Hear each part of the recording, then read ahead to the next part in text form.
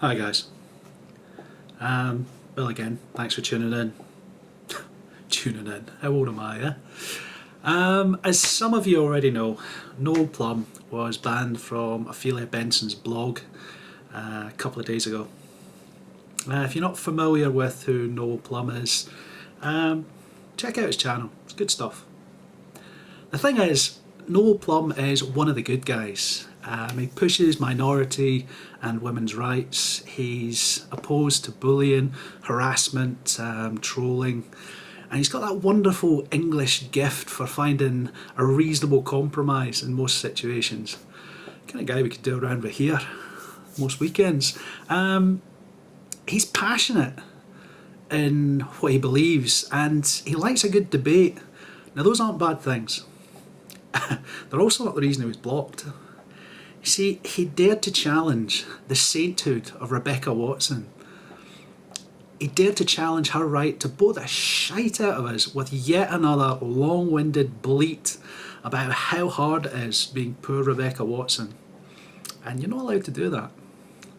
See, this is the equivalent of posting on a Catholic religious site and pointing out that, actually, Mother Teresa didn't really do that much for the people of India.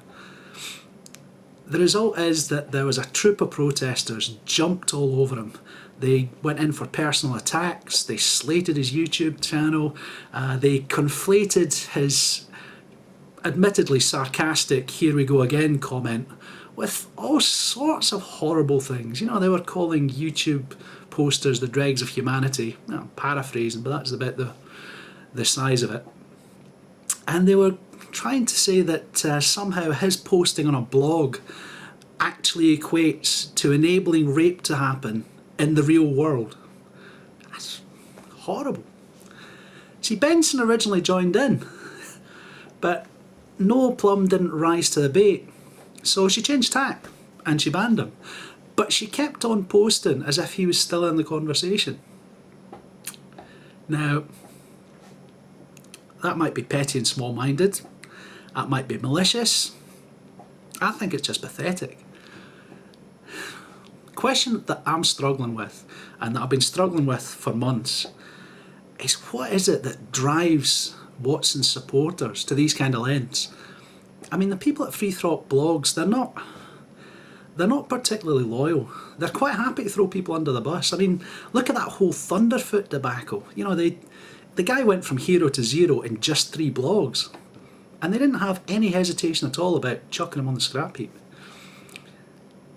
And it's not as if there's a grip of expediency on it. It's not like Ben and her would reflect badly on them. PZ Meyer's popularity has gone through the floor just because people can see how devoted he is to her. Her association with atheism has really harmed the movement. You've only got to Google the various detractors that the atheist movement's got to see what I'm talking about. Now, I think her power has got much deeper roots. See, feminism is led by people that are unlikely to convince anybody. You've got these grey-haired, comfortably off, middle-class people crying about oppression and lack of opportunity. Really? Now, what they need is a victim. Now, there's no shortage of women being oppressed in the world. And if you want to try to help some of these, well, try these links. You can make a difference to this if you really want to. Like I say, follow the links. Trouble is though, those women are a long way away. What you really need is somebody a lot closer to home. Somebody who looks like the girls in the feminist power base. A college girl, or at least somebody that looks like a college girl. A college girl that's actually being bullied and oppressed. See, there's plenty of candidates, but again, you're not going to convince anybody with them. Jolene Public doesn't give a monkeys about hurtful t-shirts or offensive jewellery. And even if she did, she's not going to be impressed by an activist that runs off whining and crying about the experience the minute it comes out into the public arena. But rape threats, see, that's a whole different kettle of fish. If you've got a brave spokesman who's willing to stand up on stage and talk about her trauma, see, that's worth rubies. It's worth so much that the movement can't afford to question whether there's any truth in their allegations.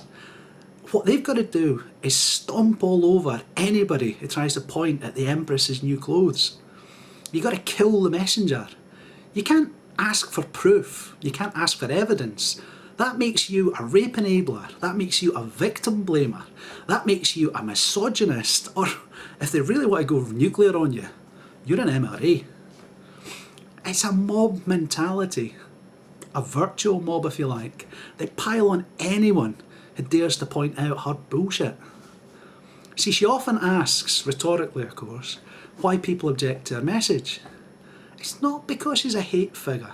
Nobody hates her. It's not because anybody actually condones bullying her. To be honest, nobody's bullying her. People are calling her on her bullshit. It's because she's been dishonest. People don't like liars.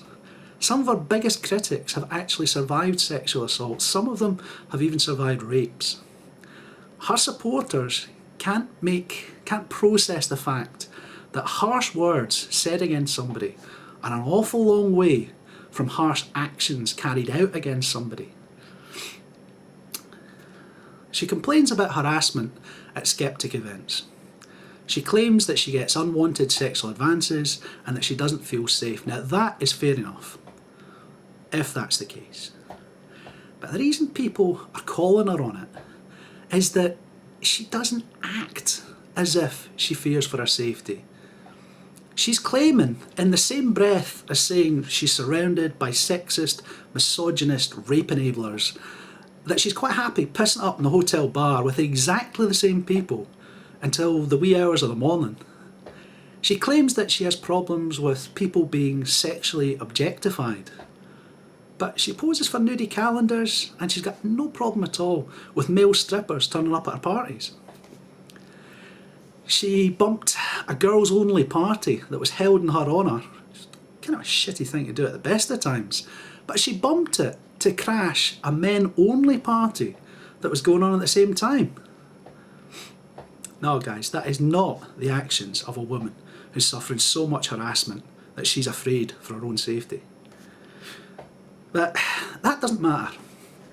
It doesn't matter because her victimhood is only one half of the appeal. She can also push this "you can have it all" message that feminism really likes to push. You know, the girls, you're worth it. A lot of people were genuinely concerned about human rights abuses in Pakistan and they were appalled. I'm going to try the name, allow me the pronunciation. Malala Yousafzai was shot for basically wanting to express her human rights in Pakistan. She was gunned down. Anyway, Watson duly chimed in, but she didn't chime in with any kind of useful insight and she didn't offer any kind of way that her supporters could actually have helped the situation. No, she had a post boasting about how she was sitting in the first class compartment of an aircraft sipping on fine French wine when she found out. What's disgusting to people that oppose her is also the thing that appeals most to her supporters. This message is coming through loud and clear. Become a feminist. You can have wealth and privilege beyond your wildest dreams while still showing solidarity with your poor oppressed sisters. It doesn't matter that her actions are completely at odds with her, quite frankly, poorly expressed opinions. She's appealing directly to the special snowflake inside every American college girl. Those little princesses are getting this message thrown at them from all directions. She probably knows that she's a lying hypocrite. I'm pretty sure that her supporters know that she's a lying hypocrite. But it doesn't matter. As long as she's successful, her movement continues to gain traction. And as it continues to gain traction, feminist ideas are allowed to be pushed more and more into the mainstream. But don't you dare question the saint. She's worth it, don't you know? There's some links down in the low bar. If you're genuine about your feminism, this isn't an attack on you. Please follow those links and then feel free to get in the comments and tell me what an arse I'm being about all this. Okay, I'll speak to you soon, peeps. Thanks for watching.